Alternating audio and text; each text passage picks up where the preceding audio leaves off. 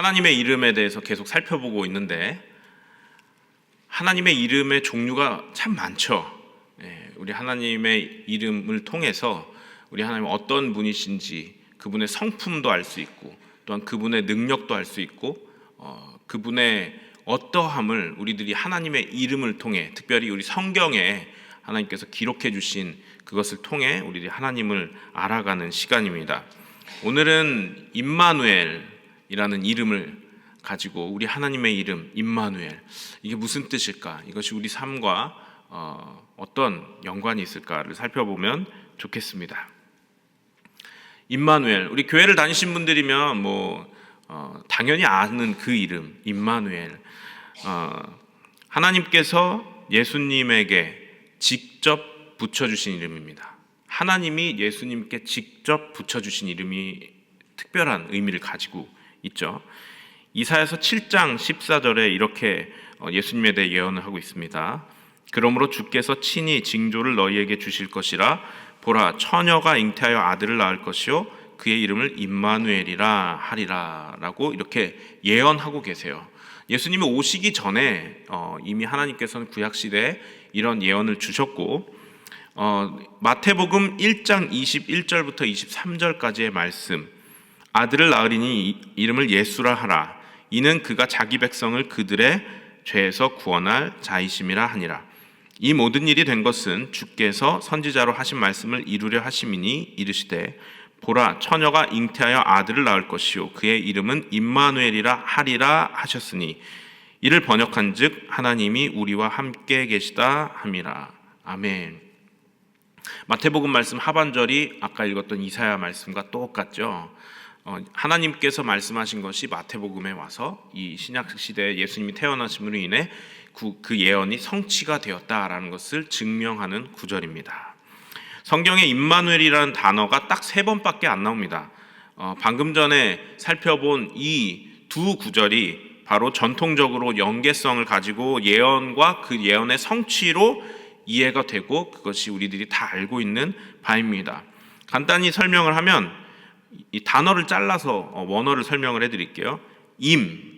임마누엘의 임은 무엇무엇과 함께라는 뜻입니다. 함께. 그리고 마누, 이게 임마누엘이 아니고 임마누엘이에요. 그럼 마누는 무슨 뜻인가?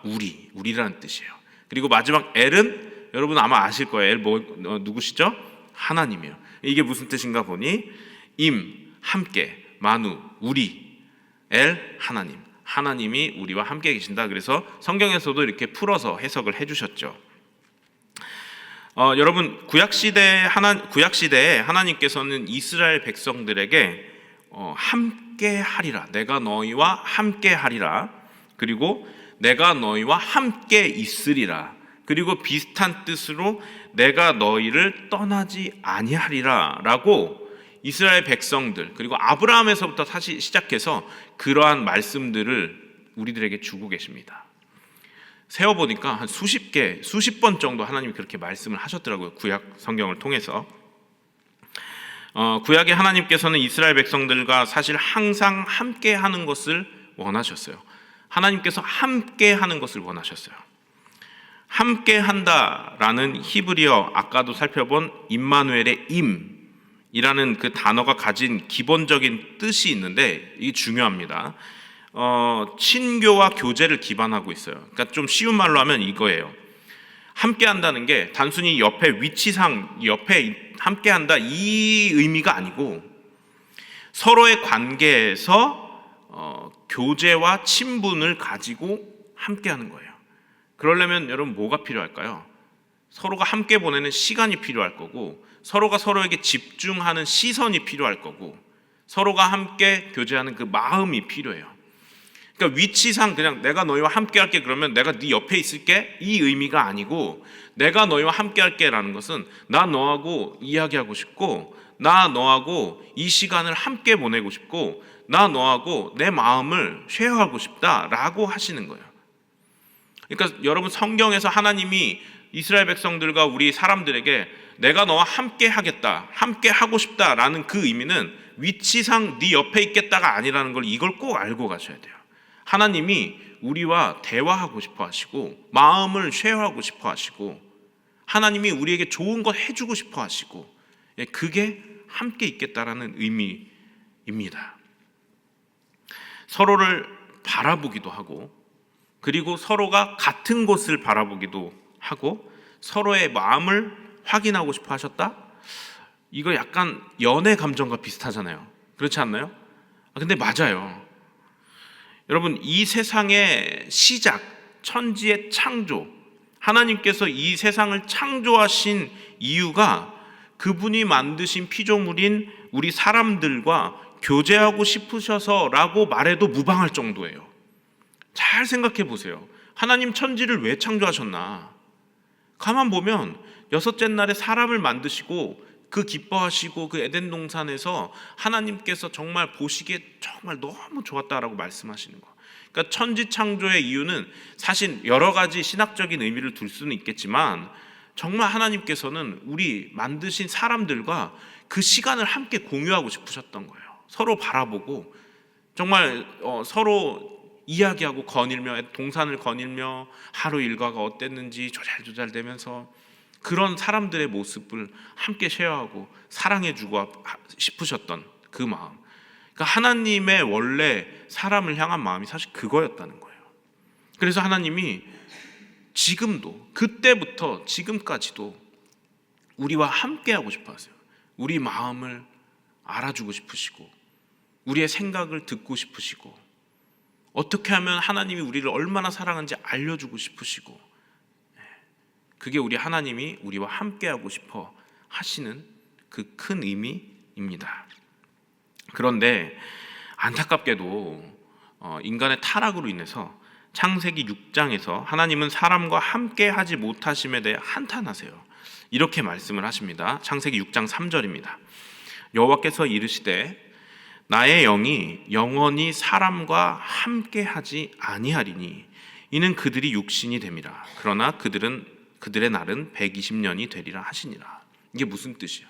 하나님이 천지를 창조하시고 인간들과 너무나도 함께하고 싶으셨던 그 꿈이 산산조각 나버린 거예요. 언제요? 너무 안타깝게도 사람이 죄를 선택하는 그 순간 하나님의 그 거룩하심과 이 죄가 공존할 수 없기 때문에 그 에덴 동산에서 아담과 하와 함께 거닐고 손잡고 이야기하고 뛰놀던 그 너무나도 하나님이 원하셨던 그것이 너무나도 순식간에 산산조각 나버리고 에덴 동산에서 쫓겨나 버리고 하나님과는 완전히 단절돼 버린 것이죠. 그게 지금 우리의 현실이에요. 그래서 하나님이 보이지도 않고 우리가 들을 수도 없는 거예요. 인간의 죄로부터 시작된 거죠. 근데 하나님이 그렇게 인간과 함께 하고 싶으셨는데 한탄하시잖아요. 이제는 사람과 내가 함께 할 수가 없다. 지금의 상황인 것이죠.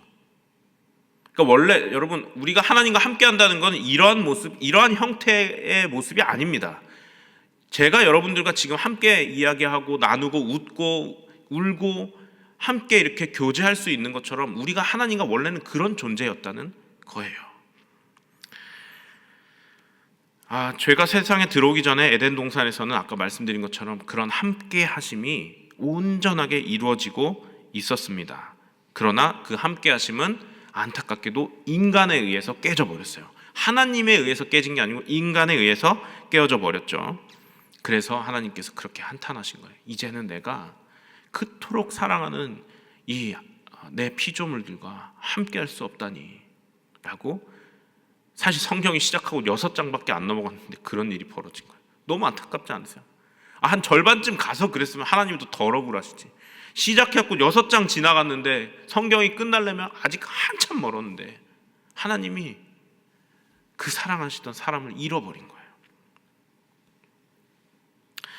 자, 그런데 하나님께서 우리 사람들, 그 피조물인 사람들과 함께 하시고자 하는 그 열정은 사실 막을 수가 없었나 봐요. 창세기 6장 이후로부터 우리 하나님이 창조의 원래 모습처럼 하나님과 사람이 교제할 수는 없는 상황이 되었음에도 불구하고 그러니까 하나님이 원하시는 대로 그렇게 그만큼 에덴 동산에서처럼 교제할 수 없음에도 불구하고 하나님은 그 이후에 야, 내가 너희와 그래도 함께 할 거야 라고 혼자 일방적으로 언약하시고 약속하시는 게 수십 번 나와요. 이 정도면 우리 하나님 어느 정도 의지를 갖고 계신지 아시겠죠? 안 되는 상황인데도 불구하고 하나님께서 야, 근데 나 너와 함께 할 거야. 내가 널 떠나지 않을 거야. 아브라함에게 약속하셨고 모세에게 약속하셨고 여호수아에게 약속하셨고 이스라엘 백성들에게까지 계속해서 똑같이 상황이 그게 아닌데 하나님이 나 너희와 함께하고 싶어. 나 너 떠나지 않을 거야 라고 계속해서 말씀하시는 거예요. 우리 하나님께서 그분이 만드신 피조물과의 그 교제와 그 관계를 얼마나 원하시고 정말로 귀하게 여기시는지 여러분 아시겠죠? 거의 좀 죄송한 얘기지만 하나님께 좀 죄송한 얘기는 거의 강박 수준입니다. 포기 못 하시는 거예요. 우리 하나님은 그거를. 그렇게 사실 그 함께 할 거야, 널 떠나지 않을 거야라는 그 말씀이 언제부터 창세기부터 6장 이후에 시작되었고 어디까지 가는지 아세요? 요한계시록까지 계속 말씀하세요. 성경 끝날 때까지. 근데 결국 세상의 마지막 날에 하나님께서는 그 하나님의 그 소원대로 이 함께 하시는 것을 이루게 되세요. 그게 요한계시록 21장에 나와 있어요. 요한계시록 21장 3절 4절 제가 읽어드릴게요. 내가 들으니 보좌에서 큰 음성이 나서 이르되 보라 하나님의 장막이 사람들과 함께 있음에 하나님이 그들과 함께 계시리니 그들은 하나님의 백성이 되고 하나님은 친히 그들과 함께 계셔서 모든 눈물을 그 눈에서 닦아주시니 다시는 사망이 없고 애통하는 것이나 곡하는 것이나 아픈 것이 다시 있지 아니하리니 처음 것들이 다 지나갔음이러라. 아멘. 여러분 하나님께서 함께 할 거야 라고 계속해서 언약하신 그 말씀이 요한계시록은 뭘 기록해 놓은 거죠? 그 요한이 마지막 때 하나님의 그 나라, 하나님이 도래하시는 그 상황을 이렇게 기록해 놓은 거예요. 본 것을 그대로. 근데 그 상황이 이제 어떻게 됐어요? 이제 드디어 하나님의 백성, 하나님이 그들과 드디어 함께 계시는 게 이 요한계시록 마지막에 가서 이루어졌다는 거예요. 하나님의 그 소원이라고 하니까 좀 이상한데 하나님의 그 열망이 소원이 성취가 결국은 된다라는 것을 요한계시록에서는 보여주고 있는 것입니다. 그런데 이 마지막 때 예언된 대로 하나님께서 사람들과 함께 하시고 서로 정말 아까 말씀드렸던 것처럼 에덴 동산에서처럼 완전한 교제, 서로 대화하고 손잡고 거닐고 하나님께서 그토록 원하셨던 그 아름다운 시간들이 회복되는 데 있어서 임마누엘이라는 이름을 가지신 그분이 계시지 않았다면 결코 이것은 이루어질 수 없었을 거라는 거예요. 임마누엘의 이름 가지신 그분 누구십니까? 예수님. 그러니까 예수님 없이는 예수님이 그 일을 완전하게 하지 않으셨다면 요한계시록 21장 3절 4절은 그렇게 기록될 수 없었을 거란 겁니다. 근데 예수님께서 그 모든 사역을 실패하지 않으시고 완벽하게 이루셨죠. 십자가에서 그분이 직접 선포하시죠. 다 이루었다. 그분의 계획과 생각대로 모든 것이 이루어졌다는 말씀. 결국은 그토록 하나님께서 다시 회복시키고 싶어 하셨던 하나님과 사람과의 관계에 대해 이제 내가 할 일은 끝이 났다라고 말씀하신 거예요. 자, 그런데 이 임마누엘이라는 이름이 사실 역설이 가득한 이름이에요. 보세요. 하나님의 그 열망과 그 소원이 반영된 이름이었죠. 이 임마누엘이 뭐죠? 하나님이 우리와 함께 하신다. 그러니까 하나님이 사실 임마누엘이라는 이름을 통해서 다시 한번 그 뜻을 표명하신 거예요. 야, 내가 너희와 정말 함께 하고 싶어. 그래서 내가 예수를 보내는 거다라고 말씀하시는 거예요. 그런데 하나님이 우리 사람들과 함께 하시기 위해서는 임마누엘이신 하나님의 아들 예수 그리스도가 버림당하는 거예요. 잘 보세요. 예수님은 창조 전부터 하나님 아버지와 함께 계셨어요. 함께 계셨다는 의미가 뭐라고 했죠? 서로 교제하고 서로 함께 살아가고 생각을 공유하고 그분과 정말 완벽한 공동체를 이루고 계셨어요. 그런데 우리와 하나님께서 잃어버린 우리와 함께 하시기 위해서 함께 하셨던 예수님을 버리셨다는 거예요. 이렇게 우리를 감싸시기 위해서 예수님을 버리신 거예요. 이게 임마누엘의 이름에 담겨져 있는 역설이라는 거예요. 이게 사실 잘 이해가 안 돼요. 이게 다른 사람들 살리기 위해 자기 자식을 버린다는 게 제가 이해가 안 돼요. 여러분은 이해되세요? 그러니까 그 머리로도 이해가 안 되고 가슴으로도 이해가 안 돼요. 그냥 이거는 하나님이 그렇게 하셨구나. 그냥 그분이 얼마나 우리를 사랑하셨고 우리를 원하셨는가를 그냥 어떻게 받아들이기가 너무 힘들어요. 우리의 생각과 마음의 이 깊이와 넓이로는. 그런 분이시죠. 예수님께서 그래서 십자가에서 마지막에 또 외치신 그 정말 애절한 하나님을 향한 그 말씀 중에는 어찌하여 나를 버리셨나이까. 그러니까 예수님은 하나님께 완전히 버림당한 거예요. 왜죠? 우리하고 함께 있으려고. 우리하고 함께 있기를 소원하는 그 소원 때문에 그분과 영원히 함께 지금까지 함께 하셨던 예수님을 버리신 거예요. 그 십자가의 사건이 없었다면 요한계시록에서 아까 말씀드린 그 하나님의 꿈이 이루어진 장면은 정말 결코 볼 수 없었을 것입니다. 이것이 바로 하나님께서 예수님의 이름을 임마누엘이라고 지으신 저희입니다.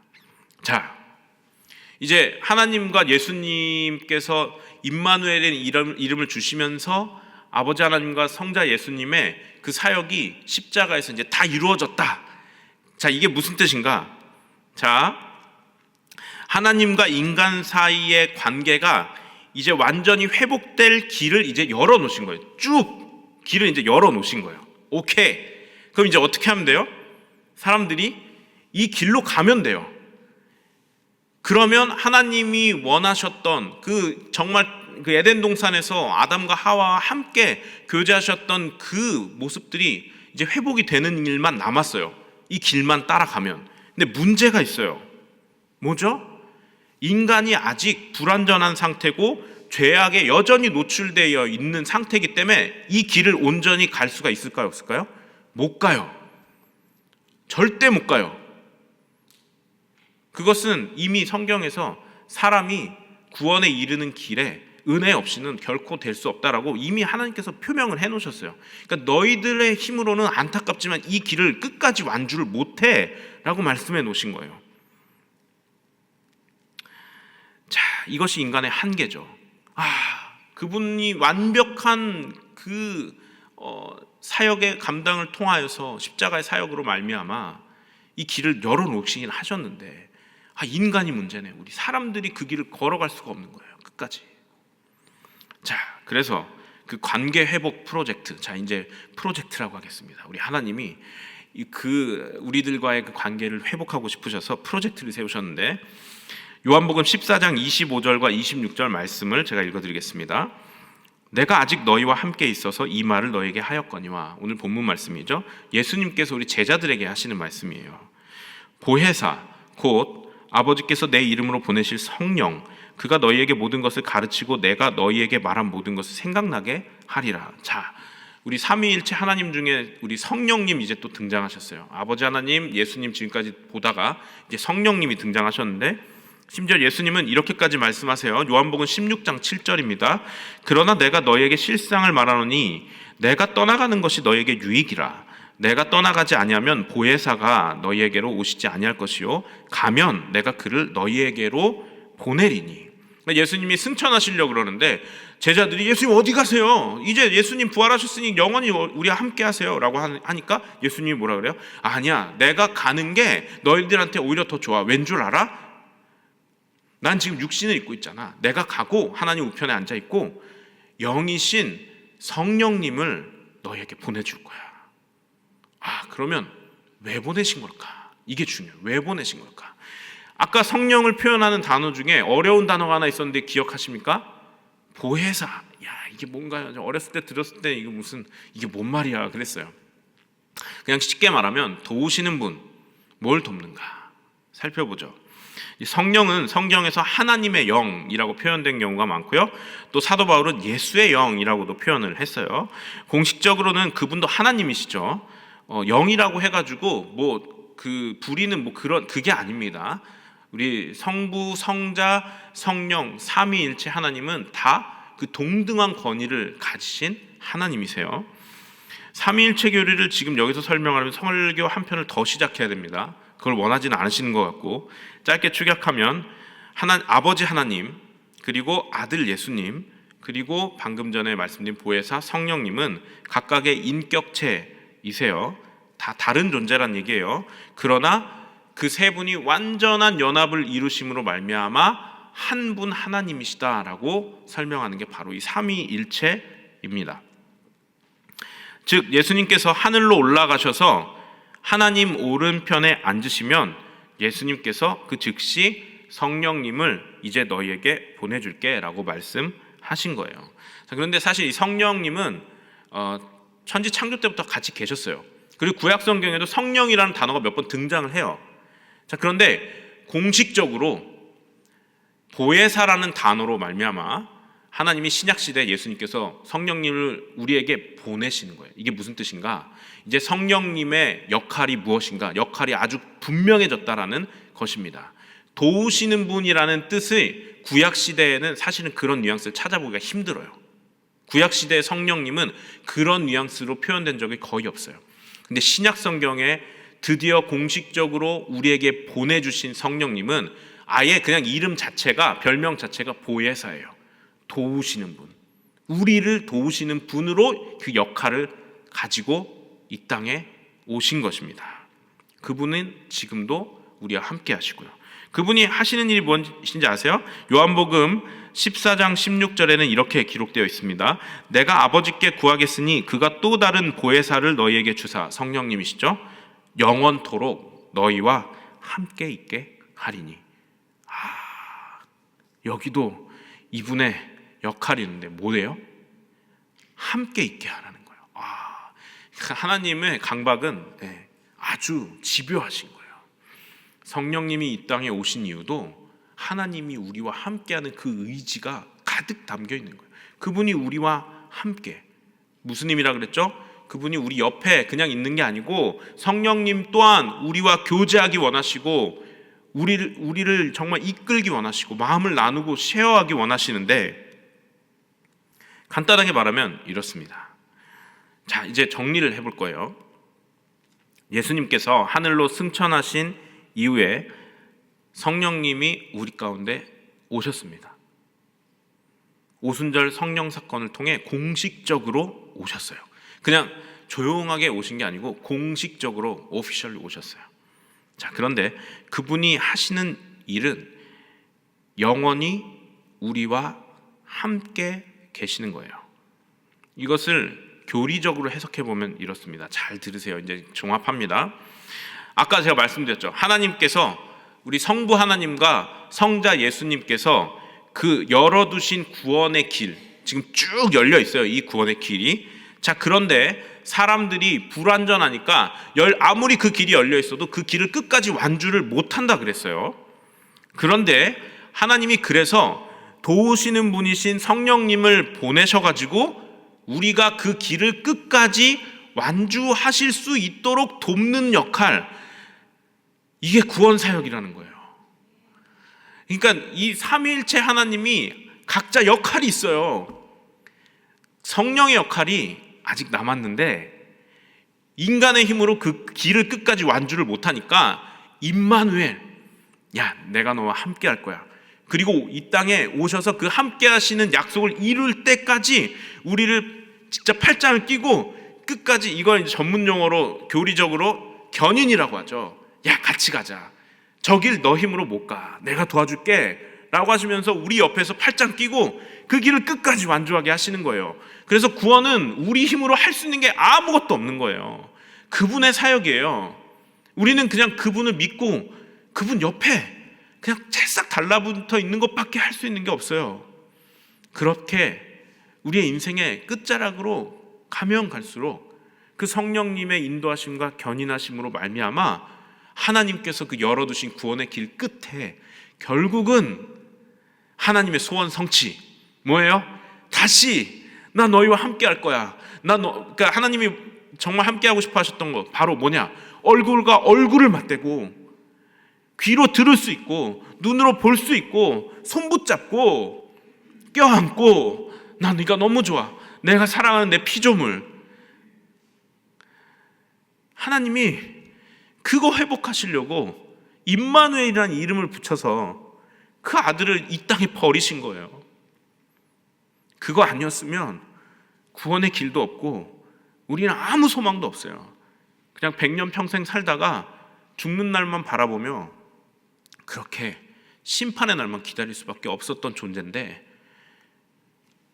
삼위일체 하나님 한 분 한 분이 계획하신 그 모든 사역이 완벽하게 이루어질 때 결국 요한계시록 21장 3절 4절에 있는 그 모습, 하나님이 그의 백성과 정말 얼굴과 얼굴을 맞대고 그 눈물 닦아주실 수 있을 만큼 그렇게 가깝게 그 관계가 회복되어지는 것, 바로 그것이 예수 그리스도의 이름을 임마누엘이라고 지어서 이 땅에 보내신 이유입니다.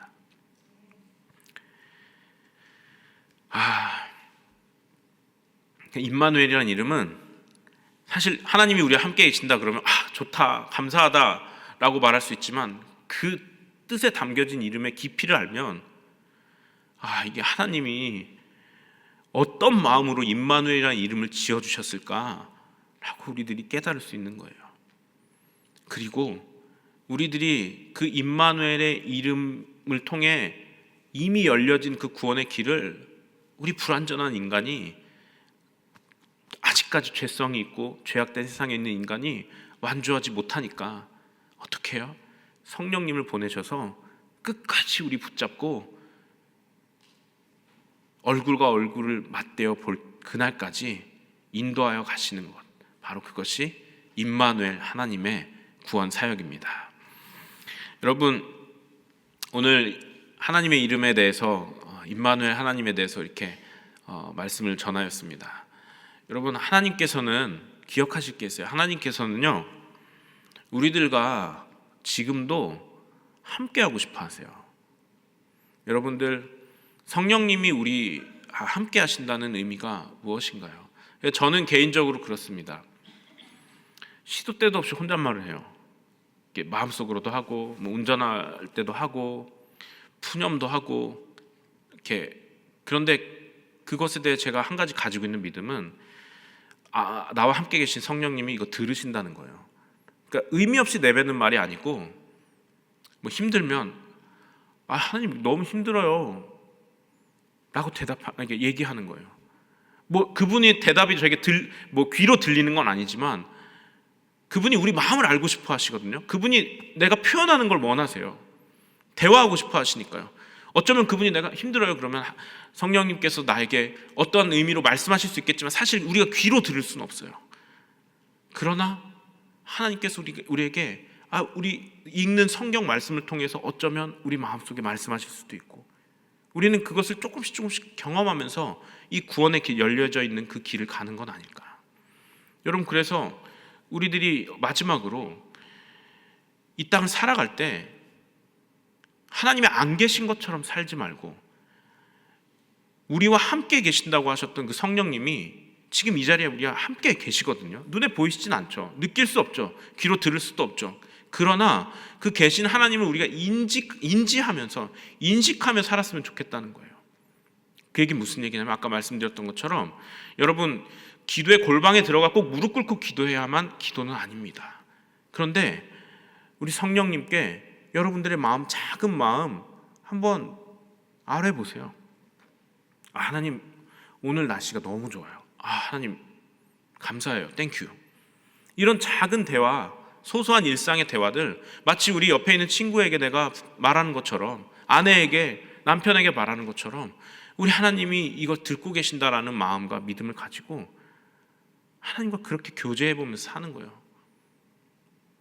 그렇게 하나님을 인식하면서 인지하면서 살아갈 때 우리 하나님 우리 가운데 정말로 그 말씀을 통해 우리의 기도를 통해 우리의 생각과 마음에 아까 우리 주님과 같이 내 마음 만지는 분 없다고 우리가 고백한 것처럼 하나님께서 우리 마음 깊은 곳에 말씀하실 수 있는 분이에요. 알려주실 수 있는 분이에요. 그렇게 우리가 임마누엘 하나님 대신 성령 하나님께서 우리와 계속해서 교제하시길 원하시고 우리에게 말씀하고 싶어 하시고 그 무엇보다 야 내가 너를 얼마나 사랑하는 줄 알아? 라고 그 말씀하시는 그 진리를 우리 말씀을 통해 우리가 삶을 통해 경험하며 이 마지막 때 끝까지 그 길게 열려진 그 깨끗하게 열려진 그 구원의 길을 우리 성령님과 함께 가시는 우리 저와 여러분 성도님 되시기를 주님의 이름으로 축원합니다.